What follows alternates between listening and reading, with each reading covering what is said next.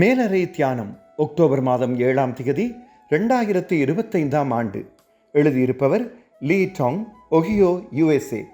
தலைப்பு தகுதி. வாசிக்க வேண்டிய வேத பகுதி யோவான் 15ஆம் அதிகாரம் 1ஆம் வசனம் தொடங்கி 6ஆம் வசனம் வரை. இன்றைய நாளுக்குரிய தியான வசனம் யோவான் 15ஆம் அதிகாரம் 5ஆம் வசனம். நானே திராட்சைச் செடி, நீங்கள் கொடிகள். ஒருவன் என்னிலும் நான் அவனிலும் நிலைத்திருந்தால் அவன் மிகுந்த கனிகளை கொடுப்பான். என்னை அல்லாமல் உங்களால் ஒன்றும் செய்யக்கூடாது. நான் சிறுவனாயிருந்தபோது முதலாக பேசிய வாக்கியம் நானே அதை செய்வேன் என்பதாகும்.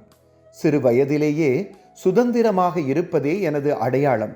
எமது கலாச்சாரத்தில் சுயாதீனம் வாழ்க்கையில் வலியுறுத்தப்படுகிறது.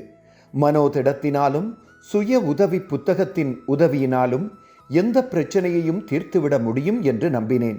நாட்கள் செல்ல உதவி கேட்பதில் விருப்பமின்மையும் நானே செய்வதற்கு முயற்சிப்பதும் உண்மையல்ல என்பதை உணர்ந்தேன்.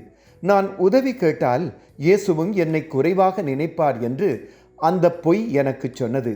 அத்துடன் எனது வேலையை செய்ய நான் தகுதியாக இல்லாவிட்டால் நான் தோற்றுப்போனவன் என்றும் சொன்னது. நாம் எம்மிலே மட்டும் தங்கியிருப்பதற்காக சிருஷ்டிக்கப்படவில்லை என்பதை கடவுளுடைய வார்த்தைகள் எனக்கு கற்பித்தன. திராட்சை செடியான இயேசுவில் நாம் கொடிகளாக இணைந்திருக்க வேண்டும். கொடி செடியிலிருந்து விலகினால் கருகிவிடும்.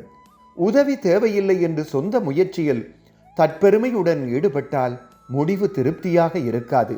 இயேசுவுடன் இருந்தால் அவருடைய பலம் எமது சுமையை குறைத்து வளமானதும் சுயாதீன வாழ்வை வாழவும் வழிநடத்தப்படுவோம். ஜெபம். பரலோக தகப்பனே, நாங்கள் உங்களை நெருங்கி வாழ்ந்து உங்கள் அன்பையும் மகிழ்ச்சியையும் பெற்றுக்கொள்ள உதவி செய்யுங்கள். இயேசுவின் நாமத்தில் கேட்கிறோம், ஆமேன். இன்றைய நாளுக்குரிய சிந்தனை.